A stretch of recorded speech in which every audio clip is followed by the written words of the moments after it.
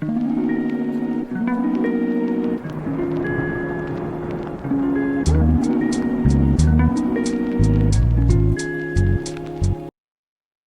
शंकर का तो कनेक्शन ज्ञान से कर दिया जाता है और योगिनी का कनेक्शन याद से कर दिया जाता है। तो एक महावाक्य है, ज्ञान की जो तीर होते हैं वह बहुत अच्छे से लगाया जाता है। कोई बड़ी अच्छी बच्ची है जिसका योग बहुत अच्छा है, वो शिव बाबा को बहुत प्यारी लगती है, मीठी लगती है। तो उसका जो नाम था ना, सृष्टि की आदि की जब शूटिंग होती है तो उसमें उसका नाम रखा गया था निर्मल शांता।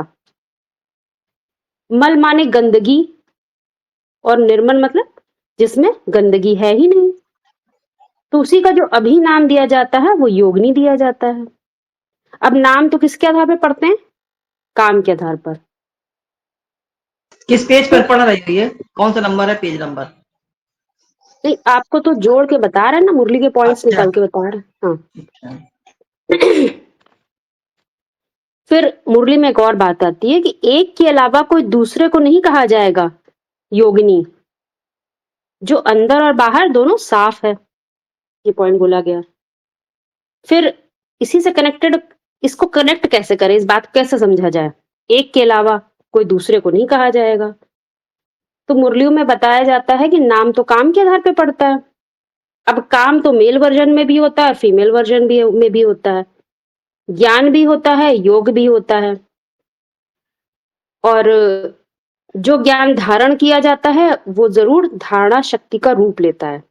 ध्यान दीजिएगा, यदि हमने आत्मा समझ लिया कि हम आत्मा समझ के ही हर बात को सोचेंगे तो वो शक्ति कार्य जरूर करेगी। क्योंकि धारण किया हुआ ज्ञान किसका क्या बन जाता है? शक्ति का रूप लेता है। तो अब इसमें क्या है, यहाँ पर वो फीमेल वर्जन की बात बताया जा रहा है, परंतु ये फीमेल वर्जन जिसको योगिनी कहा है वो रुद्रमाला की बात है। अभी रुद्रमाला के पुरुषार्थ चल रहा है, विजयमाला की बात नहीं कहेंगे इसको। तो मुरली में फिर बोला जाता है कि अंत में निर्मल मन की याद ही काम आएगी। क्या? निर्मल मन की याद ही काम आएगी।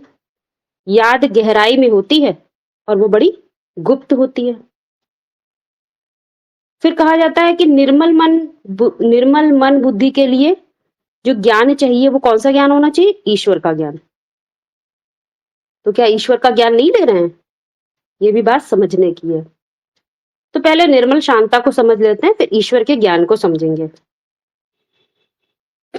निर्मल बता दिया, किसी के अंदर मल है कि नहीं है तो वो कोई दूसरा उस बात को नहीं समझ सकता, क्योंकि प्रत्येक बीज का जो अपनी मूल स्वभाव होता है, स्व का भाव, वो कोई दूसरा नहीं डिफाइन कर सकता। जैसे मान लीजिए, उदाहरण ले लेते हैं, कोई ज्ञानी है परंतु वो सबको तेज तेज बोलकर डांट कर पढ़ाता है, सबको कहता है तुम्हें पढ़ना है, तुम्हें पढ़ना है। अब दूसरों को लगता है, सुनने वाले को, देखो कितनी तेज बोल रहे हैं, थोड़ा बुरा लगता है। परंतु जो ये काम कर रहा है उसके लिए ये बात जो है खराब नहीं है, क्योंकि वो अपने निर्मल मन से ये बात कह रहा है। कभी कभी किसी की आवाज बहुत तेज होती है तो सुनने वाले को लगता है देखो कैसे ज्ञान में चलते हैं परंतु ऐसी आवाज है, ऐसे बोलते, मीठे से नहीं बोलते। क्योंकि सुनने वाले की डेफिनेशन हो सकता है मीठा ही हो, उसको लगता है सच्चाई मीठी ही होती है, ये उसकी अपनी परिभाषा है। लेकिन जो बोलने वाला है, यदि वो कड़क होके बोल रहा है परंतु उसका मन कैसा है? निर्मल है, क्योंकि वो उसकी परिभाषा है। तो कोई दूसरे को यहाँ पर नहीं इंगित कर सकता है कि वो ऐसे कर रहा है, वैसे कर रहा है, क्योंकि वो उसकी परिभाषा है। तो निर्मल मन की बात आती है। फिर क्या बुरा, निर्मल के साथ एक और शब्द जोड़ दिया, शांता। तो मुरलियों में शांति के लिए एक बात कही जाती है कि जब शांति में जाकर बैठेंगे तभी तो निराकारी स्टेज बनेगी। मतलब निराकारी स्टेज का सीधा कनेक्शन किससे बताता है? शांति से। शांति धाम भी कह सकते हैं उसको। जब तक दुनिया भर की इच्छाएं भरी हुई हैं तब तक शांति कहाँ है हुई? तो शांति धाम में पहुंचना और निराकारी स्टेज दोनों एक ही बात हो गई। अब यहाँ पर एक खास बात समझने की है कि निराकारी स्टेज बनी ही नहीं अभी, और बनने के लिए क्या चाहिए? शांति। जब तक हम, जो चौमुखी ब्रह्मा है ना, वो काम करता है तो कुछ ना कुछ उसे चाहिए जरूर होता है। करे क्या बैठकर बेचारा? तो चाहिए नहीं होगा तो उसका अस्तित्व नहीं खत्म हो जाएगा? तो उसको अपने अस्तित्व को तो कायम रखना है, तो क्या करेगा? करेगा ही। वो तो जिन्न है, तुम उसे दोगे नहीं कुछ खाने को, ज्ञान का पॉइंट उसे दिया ही नहीं खाने को, तो कुछ और काम में लग जाएगा। तो उसे चाहिए। तो यहाँ जो शांति की बात और निराकारी स्टेज को जोड़ा गया है, इसका क्या मतलब है? शांति में तो रहते हैं, लेकिन वो शांति की परिभाषा यहाँ नहीं है। यहाँ शांति कैसी है कि अधोमुखी मन ना कार्य करे, तो कहेंगे शांत। जो है वो है, जो नहीं है सो नहीं है। जो है वो तुम्हें पुरुषार्थ के लिए मिला है, और जो नहीं है वो शायद तुम्हारे पुरुषार्थ में बाधा डालेगा, इसलिए नहीं मिला है। क्योंकि ड्रामा तो कल्याणकारी है। तो इस तरह से मुरलियों के महावाक्य लगाते लगाते कहीं ना कहीं, ज्ञान के पॉइंट्स लगाते लगाते शांति होती ही है। और शांति होती है तो जो चीज अभी तक पकड़ नहीं पा रहे थे, जिस निराकारी ज्ञान को, जो अव्यक्त छुपे हुए राज हैं उनको देख नहीं पा रहे थे, उनको अब देखने लगे। क्योंकि अभी तो वो देख रहे हैं तो जो ये आंखें देखती हैं, और शांत में होते हैं तो क्या दिखता है? जो अभी तक नहीं दिख रहा था। तो इसीलिए निर्मल शांता और योगिनी, ये कोई दो अलग अलग व्यक्तित्व नहीं है। इशारा दे देते हैं कि यज्ञ के आदि में नाम रख दिया निर्मल शांता, परंतु जब ज्ञान की क्लैरिटी आई तो बात समझ में आया वो कौन सा व्यक्तित्व है? योगिनी, काशी नगरी। फिर शांति के लिए एक और बात बोल देते हैं कि शांति का हार पहनना है, तुम्हें चेक करना है तुम्हें शांति का हार कितनी देर तक पहना। अब देखिए शांति और योग का कनेक्शन कैसे है। निराकारी स्टेज का शांति का कनेक्शन है। शांत, शांति की माला बोल देते हैं। माला हर बात में क्यों ऐड कर देते हैं? ये एक प्रश्न है। इसको, प्रश्न को नोट कर लीजिएगा, या अगली क्लास में करेंगे, इस पर चिंतन करके आइएगा आप लोग, ठीक है? हर बात में माला क्यों बोल देते हैं? तो आगे बढ़ते हैं। फिर अगला पॉइंट ये आता है कि ईश्वर के ज्ञान क्यों होना चाहिए। ईश्वर का ज्ञान होगा तो मन बुद्धि निर्मल हो पाएगी। ईश्वर का ज्ञान होना चाहिए, कोई और ज्ञान नहीं। तो ईश्वर को ज्ञान से क्या समझे? मुरली में कहते हैं ईश्वर के दिए हुए ज्ञान का विचार हर समय चलना चाहिए। वो विचार बुद्धि में रमण करेंगे तो योग सिद्ध हो जाएगा, नहीं तो बुद्धि योग टूटता रहेगा। इसको बहुत क्लैरिटी से समझने का प्रयास करिए कि बुद्धि योग टूटता क्यों है। तो इसके लिए उदाहरण देते हैं मुरलियों में अनेकों बार। क्या बच्चा अपने माँ को या माँ अपने बच्चे को कभी भूल पाते हैं? नहीं। टीचर अपने स्टूडेंट को या स्टूडेंट अपने टीचर को नहीं भूलता है, चलते फिरते याद रहता है। तो मुरली में बताया जाता है कि उससे कोई ना कोई प्राप्ति होती है। तो यहाँ प्राप्ति तो बता दी कौन सी है, सुख और शांति की। ये दो ही प्राप्ति हो रही होंगी उसको। लेकिन कैसे समझा जाए ये जो सुख और शांति के 84 जन्मों रहेगी?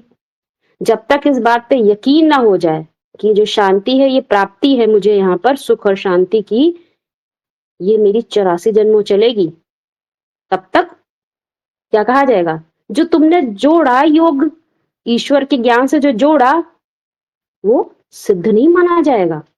क्योंकि वो सिद्ध तभी होता है, और यदि वो सिद्ध है तो उसके क्या बन जाते हैं? सिद्धांत बन जाते हैं। और उस सिद्धांत से ही दुनिया चलती है, जिसको हम विधि का विधान भी कह सकते हैं।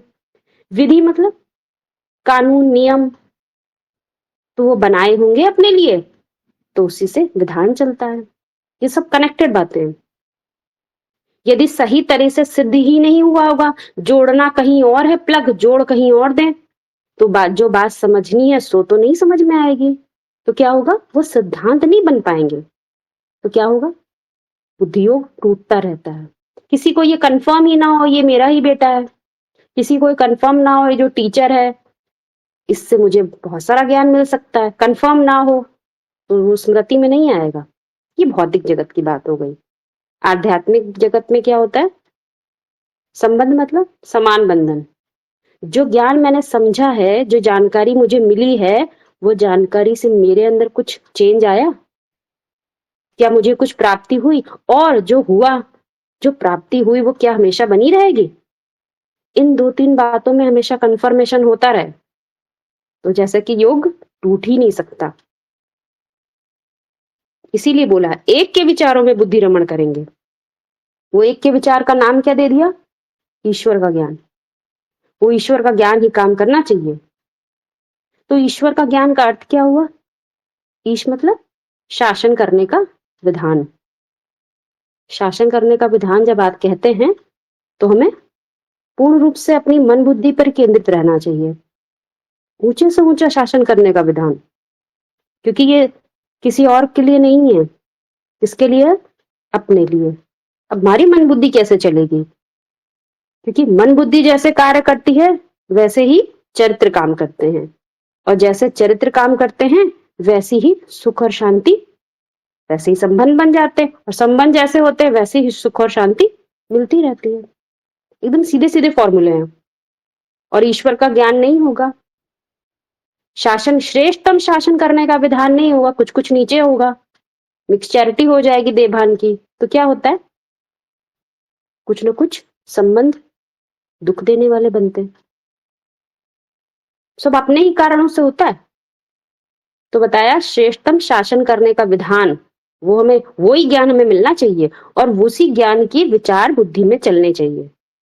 तो वो उसके लिए एक और मुरली में पॉइंट आता है, क्या, कि जो इशारे से समझने वाली देवी देवताएं आत्माएं होती हैं उनके लिए संगम युग मौजों का युग होता है, क्योंकि उनको कंफर्मेशन हो गया होता है कि जो आज मिल रहा है वो सदा ही रहेगा, वो नहीं जाएगा।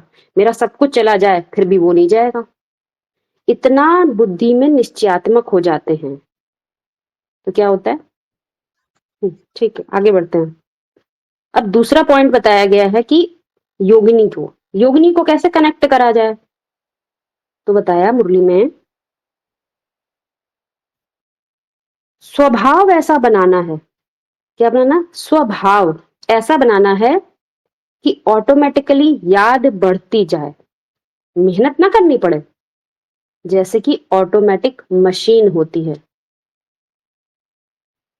तो वो जो मशीन होती है वो तमो प्रधान बुद्धि से बनी है।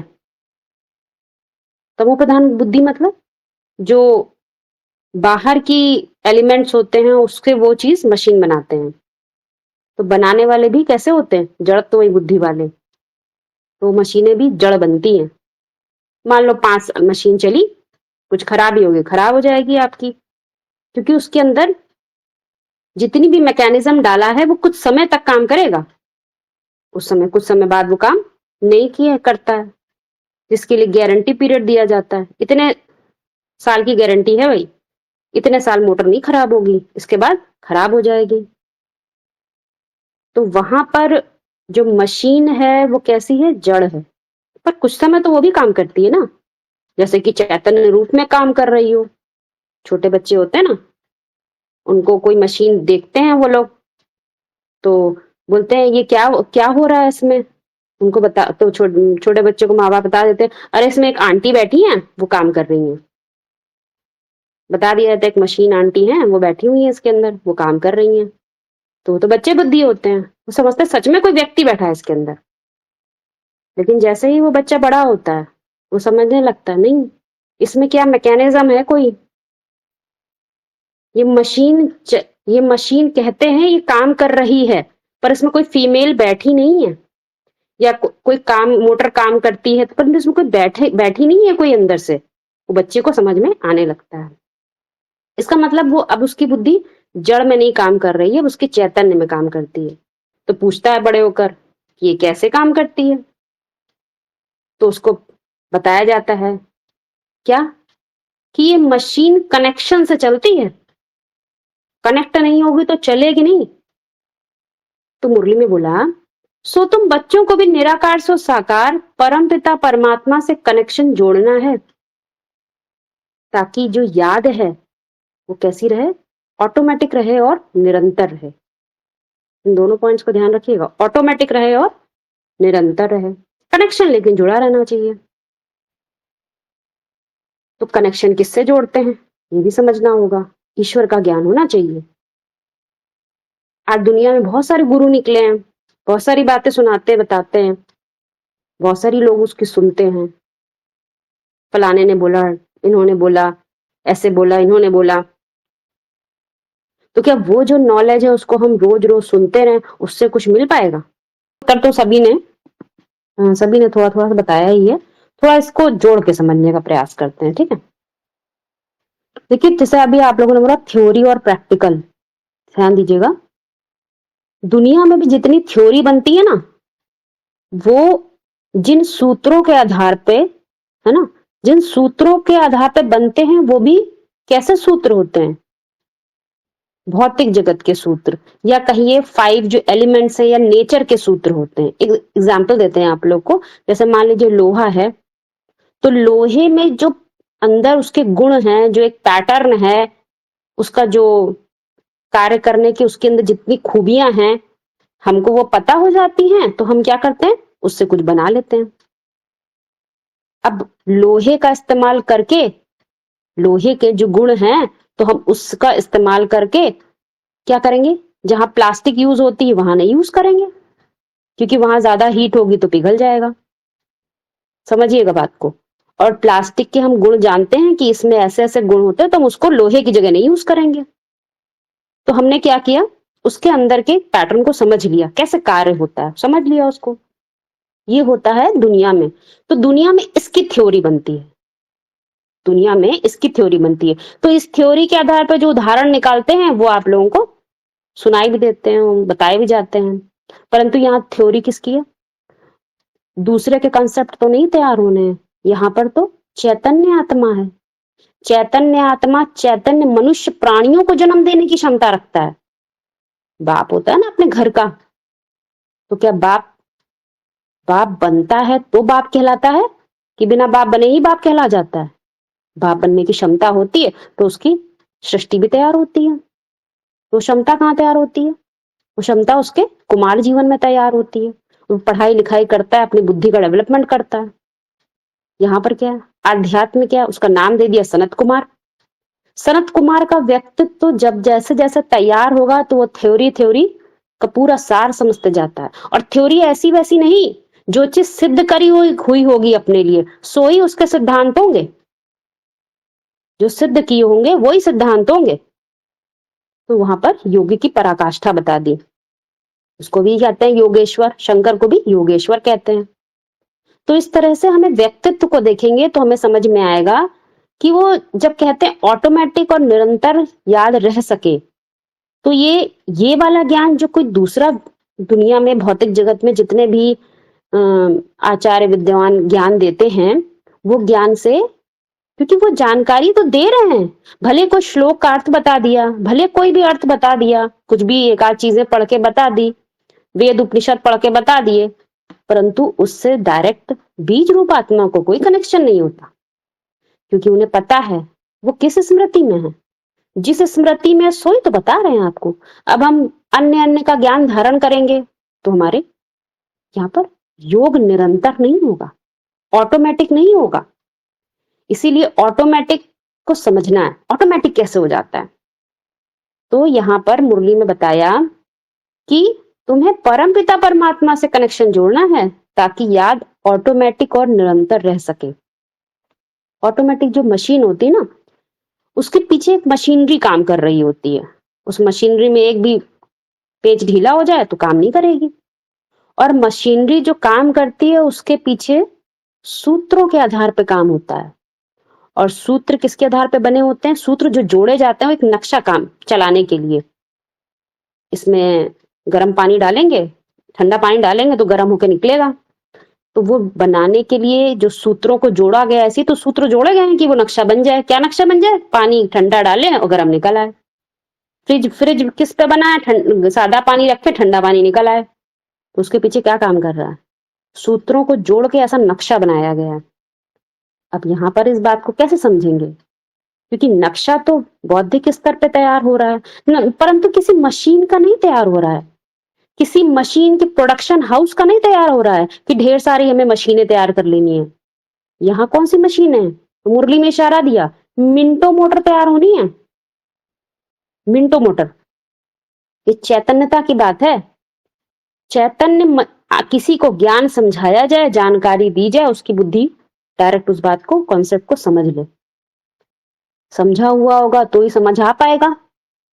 समझेगा आ, पढ़ाएगा ब, तो समझने वाला क्या समझेगा? कुछ और समझ लेगा। तो ये तीनों चीजों का कोऑर्डिनेशन एकदम सिरे में होना चाहिए। और जो अभी समझ रहे हैं बात को, ज्ञान को जो समझ रहे हैं, ये अपने लिए है, दूसरे के लिए नहीं है। ये अंतर पड़ जाता है। तो ऑटोमेटिक क्यों हो गया? क्योंकि जो नक्शा तैयार करा होगा अंदर, सो ही नक्शा काम करेगा, उसमें कुछ नहीं बदलाव। लेकिन नक्शे में भी यदि कमी रह गई होगी तो सो ही कमी बाद में भी दिखेगी। तो इसीलिए बोला है थ्योरी और प्रैक्टिकल दोनों का ज्ञान कहां पर है? यहीं पर है। थ्योरी किसी और की थ्योरी से हमें क्या मतलब? अरे उनकी स्टेट ऑफ माइंड भी तो देखो, उनके पास यूनिवर्सल नॉलेज से तो काम कर नहीं रहे, वो तो पढ़ा पढ़ाया ज्ञान बता रहे हैं। इसलिए वो ज्ञान सुना जाता है, सुन सकते हैं, परंतु उससे क्या नहीं, उसमें देखना क्या है? उसमें देखना क्या है? उसमें वो देखना है जो वो बोल रहे हैं। उसमें सत्य नहीं है। आपको अपनी दृष्टि से वो शब्द को पकड़ ले सकते हैं आप कि ये शब्द बोला गया, आप तुम्हारे आधार पे क्या वो शब्द का अर्थ है। उपनिषद में बोला गया एक शब्द है, वेद में बोला गया एक शब्द है, परंतु वो शब्द आपके अर्थ में क्या है? भाव नहीं पकड़ में आ सकते। एक मिनट, पॉइंट पूरा बोल दें फिर बोलिए, ठीक है?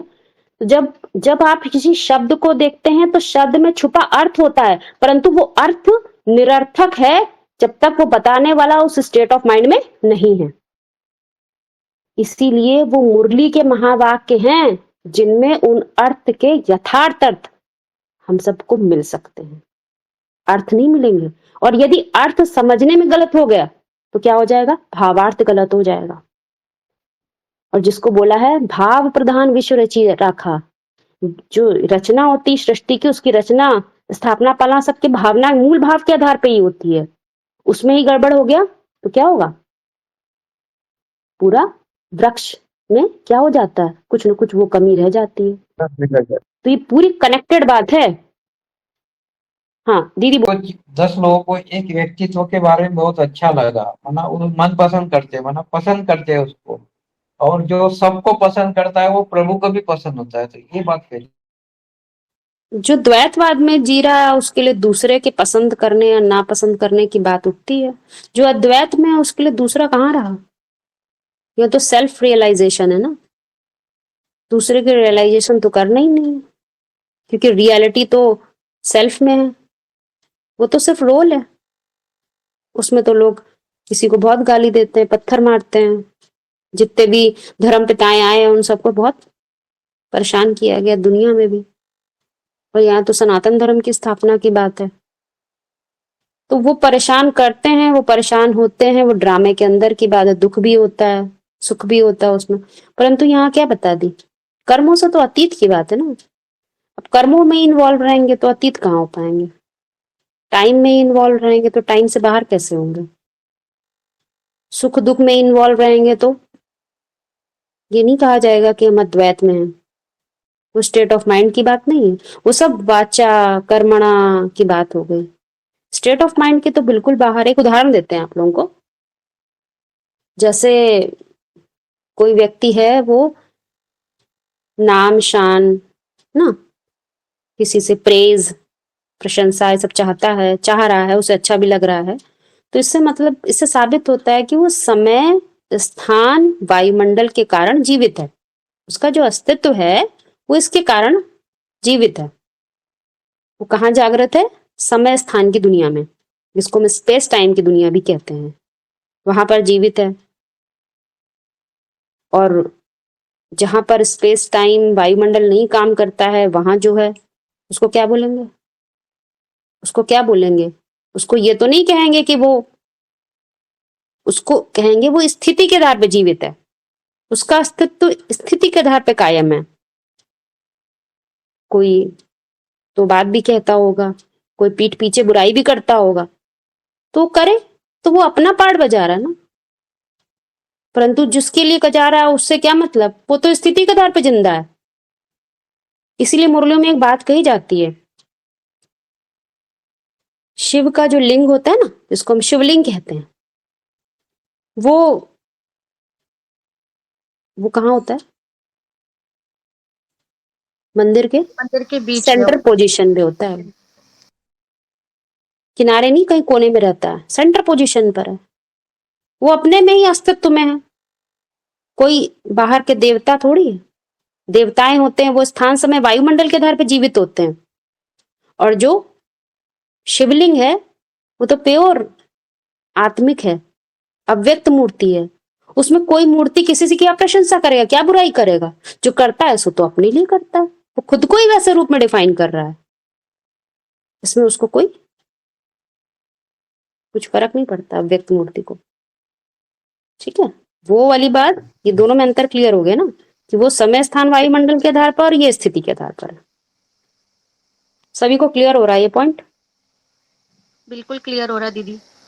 हम्म इसलिए हो रहा है, इसमें ये भी है ना कि जैसे आपने बताया ना, यही बात सोच रहे थे कि स्थिति जो आत्मिक स्थिति होती है उसमें निरंतरता तब तक आ ही नहीं सकती अगर हम फोकस दूसरों पर कर रहे हैं, या दूसरे हमारे ऊपर ध्यान दे रहे हैं, या हम दूसरों पर ध्यान दे रहे हैं। तो अगर हम बाहरी दुनिया में जगत में जी रहे हैं तो आध्यात्मिक ज्ञान है ही नहीं अंदर में, अंतर्मन में। तो इसीलिए कनेक्शन कहाँ है? बाहर है। तो स्थिति कैसे निरंतरता उसमें आ सकती है? अगर अपनी स्थिति पर ध्यान दे रहे हैं, फोकस स्थिति पर है, तो उसमें निरंतरता तभी आ सकती है। कंसंट्रेशन होकर के ही उसमें रह सकते हैं, उसी में ही जीवित होती है बीज रूप आत्माएं, अपनी स्थिति में। और जो शिवलिंग स्वरूप दिखाया है तो उसमें हाथ पांव नाक आंख कान नहीं है, क्योंकि उनका कनेक्शन समय स्थान वायु से हो जाता है। अगर इंद्रियां बाहर की जो स्थूल लेवल की जो चीजें होती हैं, जैसे देवताओं को दिखाते हैं हाथ पैर पूरी मूर्ति दिखाते हैं, उनका कनेक्शन समय स्थान वायुमंडल से है। लेकिन शिवलिंग का कनेक्शन समय स्थान वायुमंडल से नहीं है, अद्वैत स्थिति है, वो अव्यक्त मूर्ति, इसीलिए वो कही जाती है। ये कह रहे थे पोता मेल, एक बार थोड़ा सा और क्लियर कर दो। पोता मेल देना की बात मुरलियों में क्यों बोली जाती है? क्योंकि पोता मेल किसी और को नहीं देना है, किसी व्यक्ति को नहीं देना है, तो बोला किसको देना है? शिव बाबा को देना है। तो निराकारी ज्ञान को जो समझा होगा, जिसने समझ लिया होगा, तो गलती भी क्यों करेगा? वो अपनी ही गलती को सुधारेगा, वो दूसरे की गलती देख ही नहीं सकता, क्योंकि उसे पता है यदि दूसरे की गलती दिख रही तो जरूर कमी किसमें है? मेरे अंदर, मेरे ही दृष्टिकोण में, मेरे अंदर कोई ज्ञान की कमी है, इसीलिए बुरा वार देख रहा हूँ, दिख आ नहीं रहा है। इसीलिए बोलते हैं मुरली में, किसी देहधारी को कभी भी अपना पोता मेल नहीं देना है। देना है तो किसको देना है? शिव बाबा को देना है, साकार निराकार को मेल को देना है। ऐसे बातें बोली जाती हैं। तो अभी सब बच्चों के लिए बाबा ही एग्जाम्पल हैं, वो उनकी स्थिति और उनके जो ज्ञान है दिया हुआ मुरलियों के महावाक्य, वही हमारे लिए क्या है?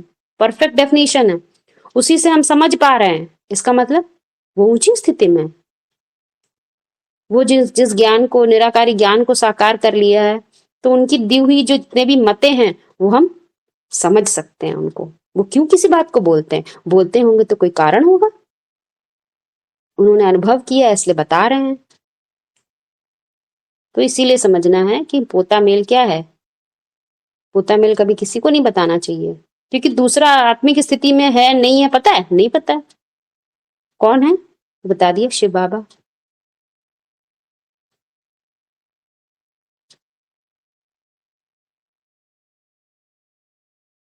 स्वयं में परिवर्तन करना, वही यही पोता मेल होता है, यही ना। जैसे आपने बोला परिवर्तन करना है, तो ये तो गड़बड़ है।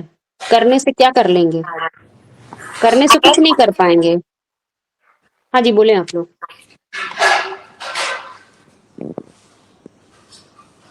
मैं ये बोल रही थी कि जैसे स्टार्टिंग में जाते हैं, बट्टी जब करते थे तब लेते थे ना पोता मेल, वहां मतलब जो भी है आपका, जो भी गलती किया वो तो पता नहीं कितने गुना माफ, ये वो करके वो सब सिस्टम था ना वहाँ पे, आपको भी पता होगा यदि आप एडवांस में बट्टी किया तो उधर, हाँ जी, हाँ जी। है ना? हाँ, हम्म। तो तब वो मतलब हद में ही चलता था, है ना? हम ऐसे सोचते थे तभी तो हम लिख के दे देखिए, देते थे। जब हम लोग नए आते हैं ना, तो हम डायरेक्ट शिव बाबा के कनेक्शन में नहीं होते। जो भी कनेक्टेड लोग होते हैं, जिनकी स्थिति नहीं बनी होती है, अभी स्थान समय वायुमंडल के आधार पे जी रहे हैं, अच्छा अच्छा वातावरण मिल गया, अच्छा अच्छा भोजन मिल गया, तो चल रहे हैं ज्ञान में। तो उससे और अपना से कनेक्शन थोड़ा डिफरेंट है। और यहाँ तो स्थिति की ही बात है, तो धीरे धीरे ऊंचे ऊंचे चढ़ते हैं। तो वहां शिव बाबा से तो कनेक्शन नहीं होता ना, कनेक्शन किससे होता है? देहधारियों से। तो वो अपनी इसमें कुछ मनमत तो लगाएंगे ही लगाएंगे। मुरली में बोला क्या जाएगा, समझेंगे कुछ तो फर्क पड़ जाता है। तो यदि आपका संकल्प कोई नेगेटिव भी चला है, वो भी पोता मेल मतलब अपने आप को देना है? नेगेटिव और पॉजिटिव, आपको देखिए खराब लग रहा है तो नेगेटिव है ना आपके लिए। हाँ, यानी है आपको ना? कुछ खराब लग रहा है तो आप जब अनकंफर्टेबल कुछ फील कर रही हूँ तो। हाँ, आप अनकंफर्टेबल फील हो तो वो आप खुद ही सोचोगे ना। आप खुद मतलब जो आप हो नाम रूप से जगत में, उसकी बात नहीं हो रही है। नहीं जिसको नहीं वो आप बोलेंगे जन जन्मांतर आपका काम करेगा, उस पर्सनालिटी की, उस व्यक्तित्व की बात हो रही है। उसको उसके अनुसार आपको देखना है। ये जो मैं सोच रहा हूँ, क्या मैं यही गलती करता रहूंगा तो मेरा जन जन्मांतर क्या हाल होना है? सीधी सी बात है। जो मैं आज बो रहा हूँ वही मुझे आगे फल मिलेगा। तो जो करना है सो बोना है। तो उसमें ही तो बाबा बोलते हैं कि ये संकल्पों का जो बीज बोने का ये जो टाइम है, इसमें बहुत ध्यान रखना है। बोएंगे सो ही मिलेगा, ये बिल्कुल यूनिवर्सल नियम है, जो कोई काट नहीं सकता। और बाहर इसी की पे दुनिया में तो जैसे कोई बोलता है कि किसी को जैसे आपने कुछ गलत किया नहीं, आपने मतलब कुछ बोला तो आपको को बोले कि आप अपनी गलती मानते ही नहीं, ठीक है? ये पपीता लेके जा। तो बोले आप अपनी गलती मानते ही नहीं, ऑडियो मतलब ऑफ करिए आपको आप वो लोग अपनी अपने, गलती। बाकी लोग। हाँ, फिर से बोल दीजिए एक बार लास्ट लाइन। हाँ, हाँ, मैं ये बोल रही हूँ कि यदि आपको कोई बोले कि आप अपनी गलती मानते नहीं, जैसे मैं कुछ आपको रियलाइज करवा रही हूँ, नहीं ऐसे नहीं मीनल जी, ऐसे होता है, ये है वो है, आप बोले नहीं ऐसे नहीं ऐसे होता है। मैं कह यार आप अपनी गलती मानते ही नहीं किसी चीज के लिए, यदि मैं बोलूँ तो। बट आपको यदि लगेगा कि मेरी गलती है ही नहीं, आपको वो बोझ ना लगा मेरी बातें, इट मीन्स आपका बिल्कुल पॉजिटिव एटीट्यूड है। ये कहने उस का मतलब जगह पर देखिए, उसी बात को लेकर एक व्यक्ति के लिए वो चीज सही होती है और हाँ, दूसरे व्यक्ति के लिए वो गलत है। इमली हाँ, के लिए जो खटास है, इमली का जो औषधि गुण है, वो हाँ। गुण आम में नहीं मिलेगा। नहीं तो नहीं वो उसका तो समझ वही गई। चीज औषधि गुण है, उसके हाँ। झाड़ में वही काम करेगा। नहीं काम करेगा तो उसका झाड़ सड़ जाएगा। हम्म। लेकिन ये तो अपने लिए, इसीलिए मुरलियों में एक बात बोली जाती है, तुम अपनी किस्मत यहाँ तुम बच्चे खुद ही लिख रहे हो, किसी दूसरे को दोष मत देना।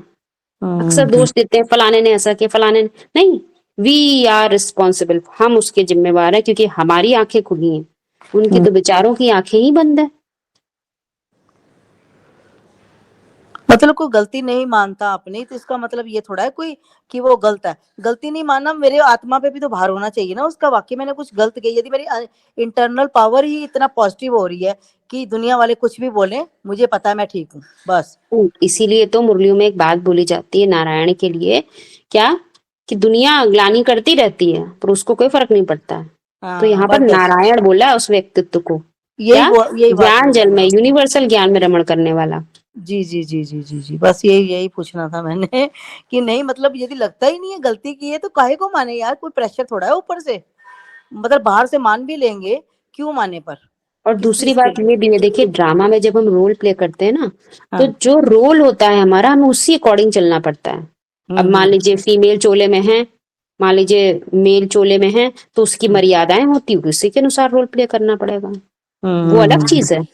और यहाँ पर आत्मा का ज्ञान है तो वो बात उल्टी हो जाती है, क्योंकि बाहर में तो कोई नहीं जानता है ना आप क्या हो क्या नहीं हो, क्या पता। मुरली में बोलते हैं कि बाबा देखो कितना साधारण है, कितने उस पे जाता है, कोई क्या जाने ये कौन है। तो ऐसे ही वो नहीं जानते हैं और उनको बताने से भी कोई मतलब नहीं है। तो और जब वहां रोल प्ले करते हैं तो हमें रोल के अकॉर्डिंग चलेंगे तो ठीक सहज रहेगा।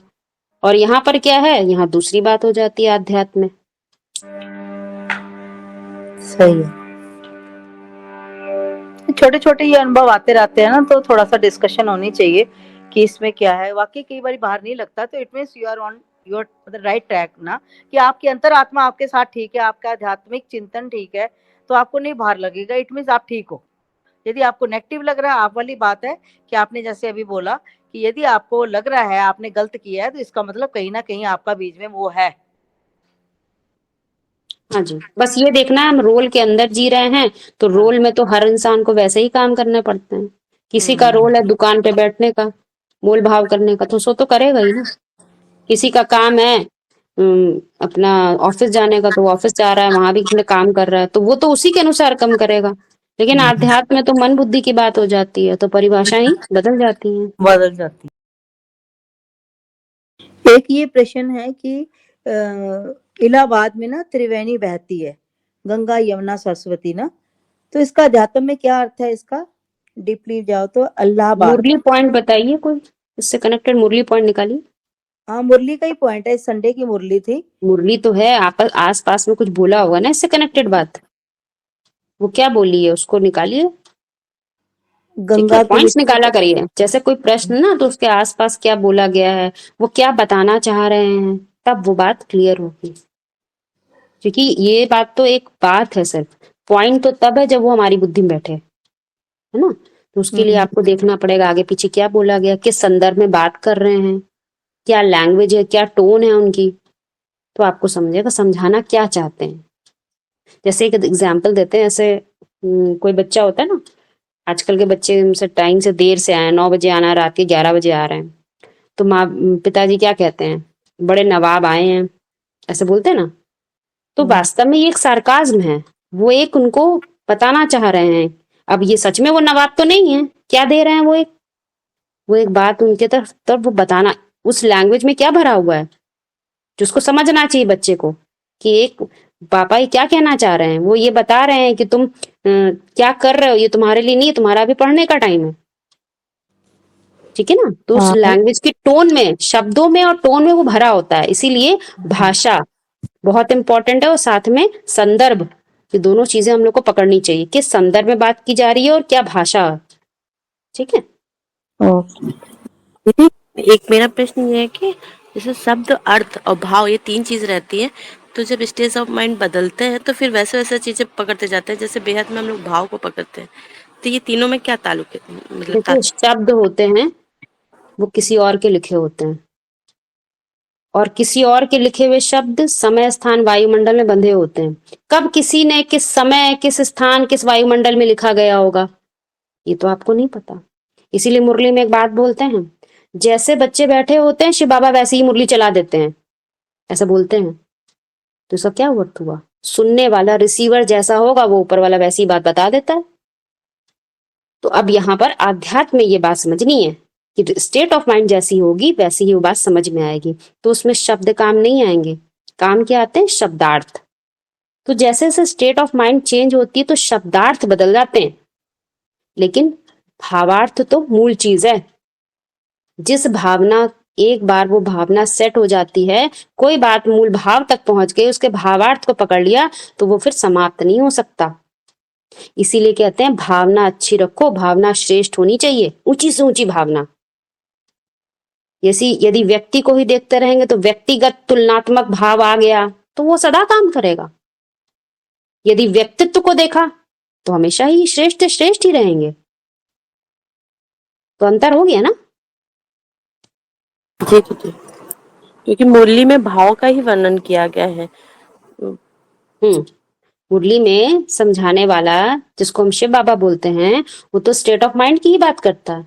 इसीलिए मुरली में बोला है, जब भी मुरली सुनो तो रूहानी बच्चे रूहानी स्टेट ऑफ माइंड में होंगे, तो ही ये रूहानी बात की मुरली समझ में आएगी। तो इसका मतलब वो पहले कह दिया ना कि रूह की स्थिति वाले कोई समझ में आएगा। क्यों कह दिया?